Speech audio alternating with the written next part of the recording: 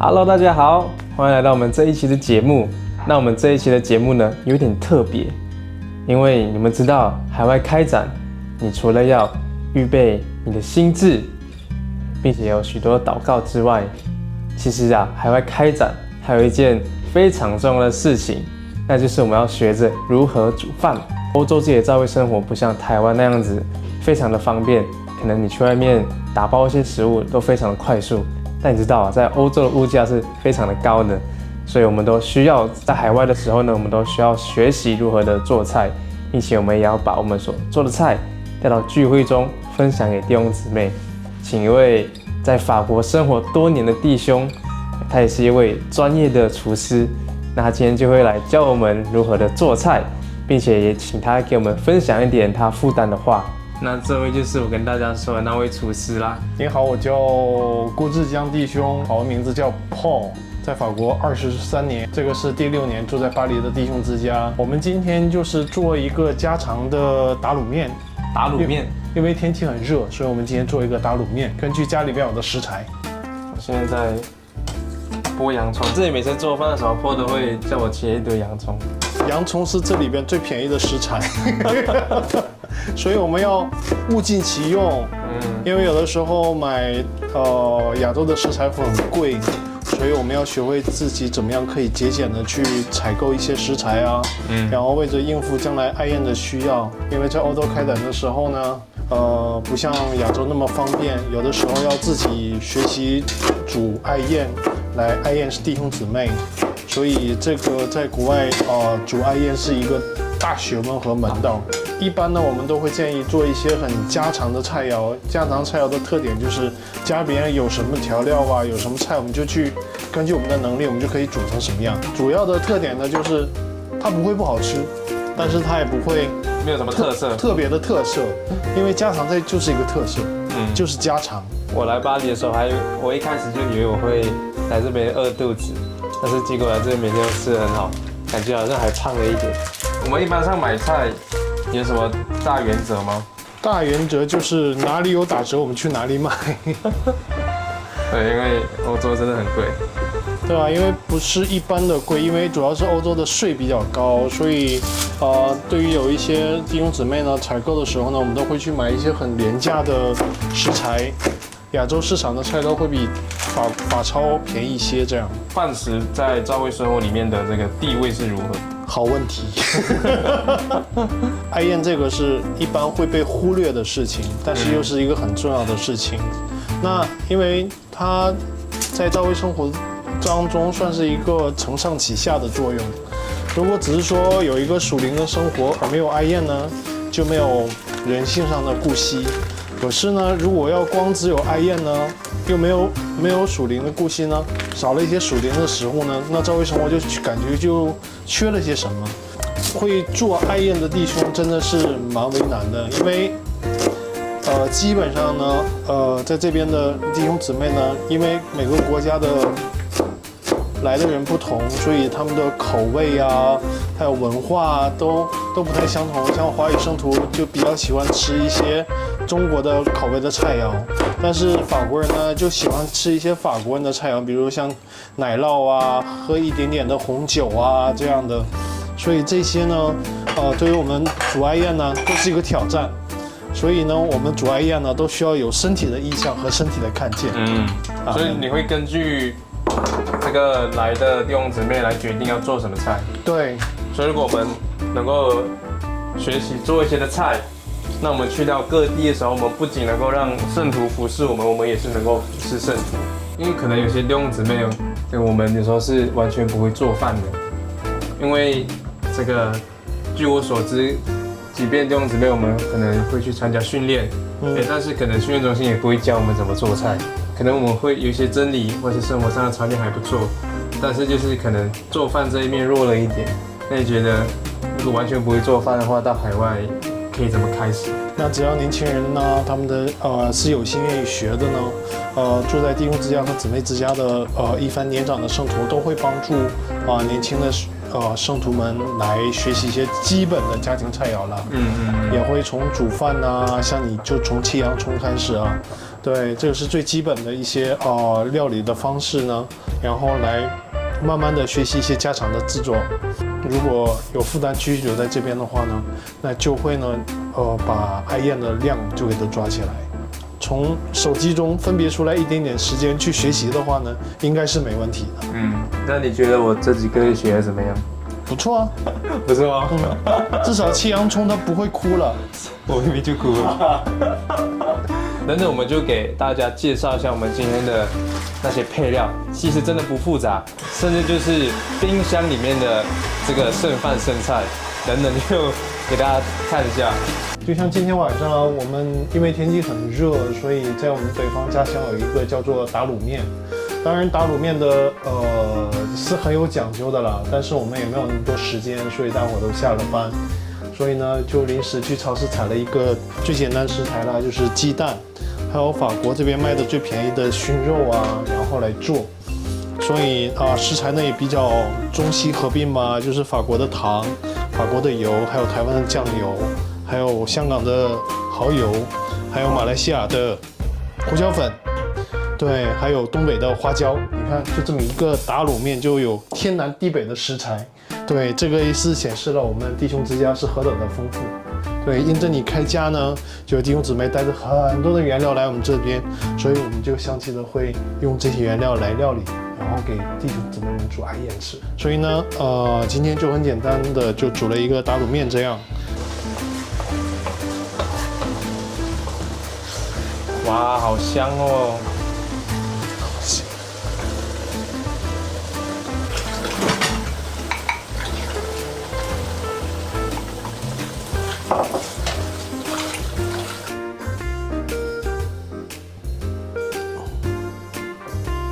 对啊，这个算是拌面，打卤面，白菜、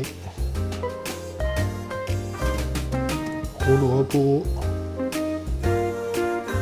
西兰花，还有一个就是，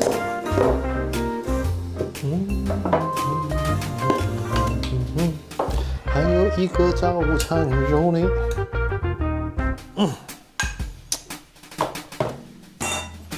我的家常打卤面做好了，唉，吃饱了，好饱，好不好？好吃吗？非常好吃。非常有东北的特色。对，尤其今天天气真的太热，吃点那个冷面实在是太幸福了。对，我们就是用非常简单的料理，甚至我们的那些青菜，这个都是冰箱里面剩的，花椰菜，这个花椰菜剩一点。然后这个白菜剩一点，那萝卜剩一点，还是全部把它切了，然后就拌着吃。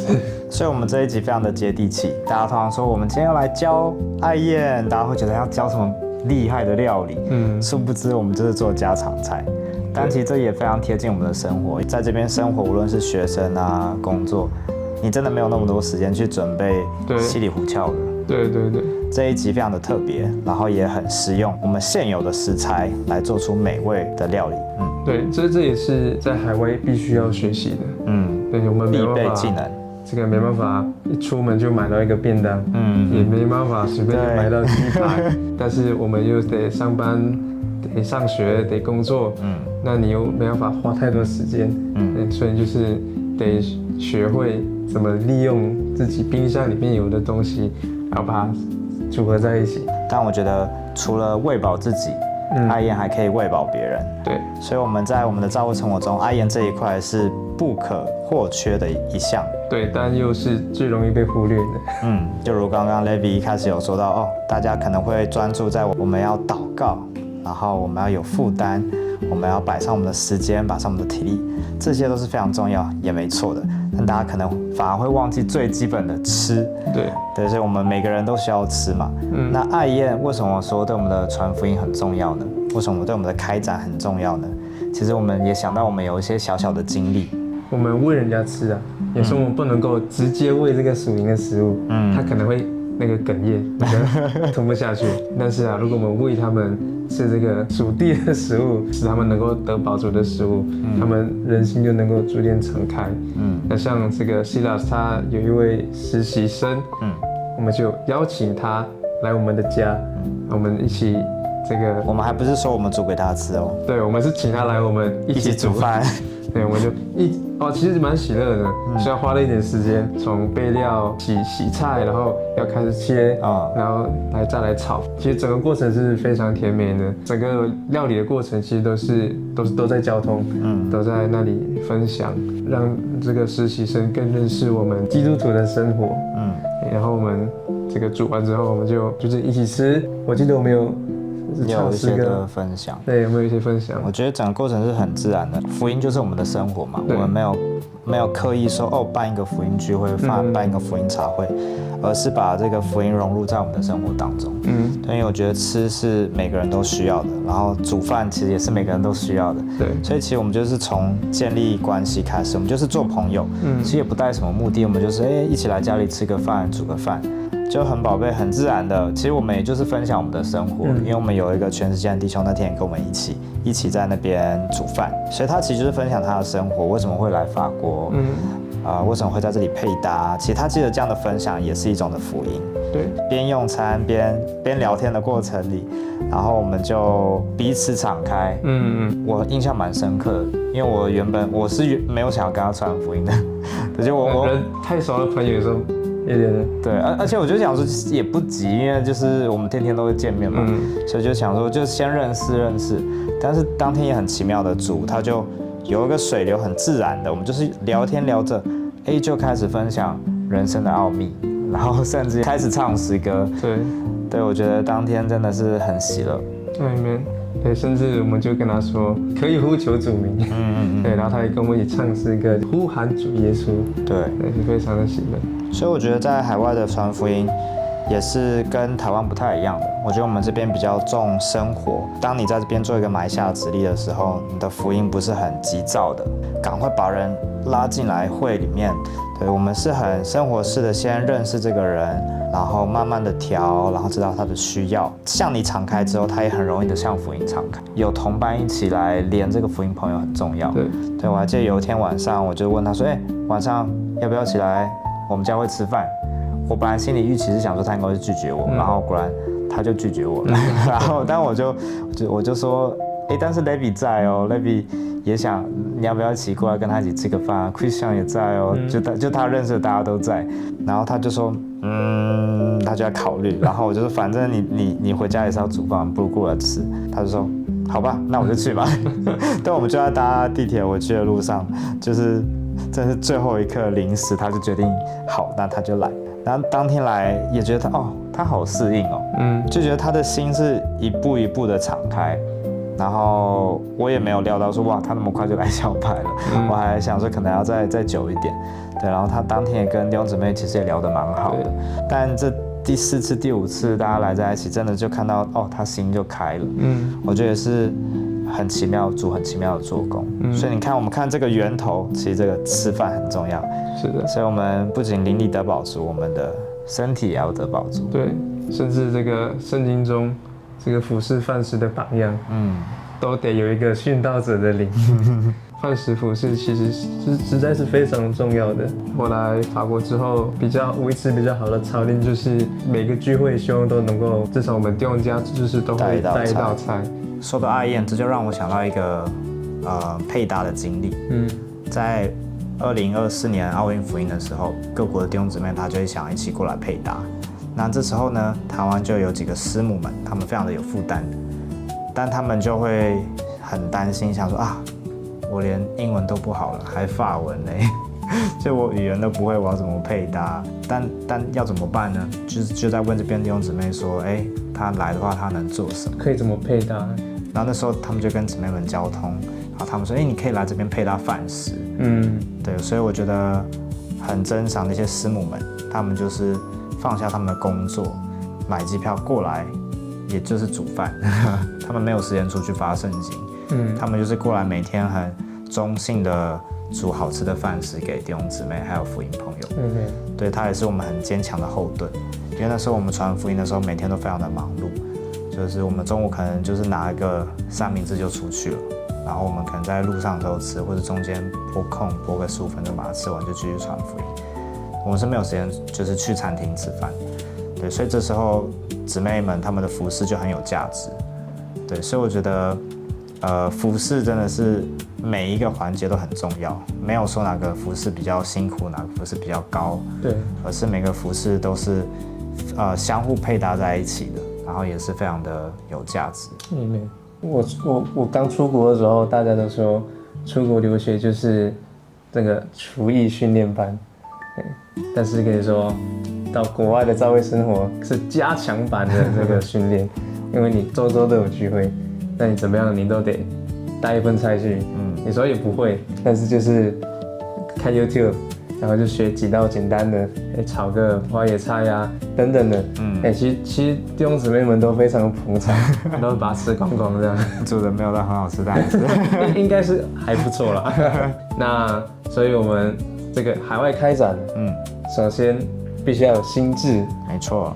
那在生活这一面呢，我们也需要学习煮饭，在预备海外开展的事上呢，就可以先从煮饭开始。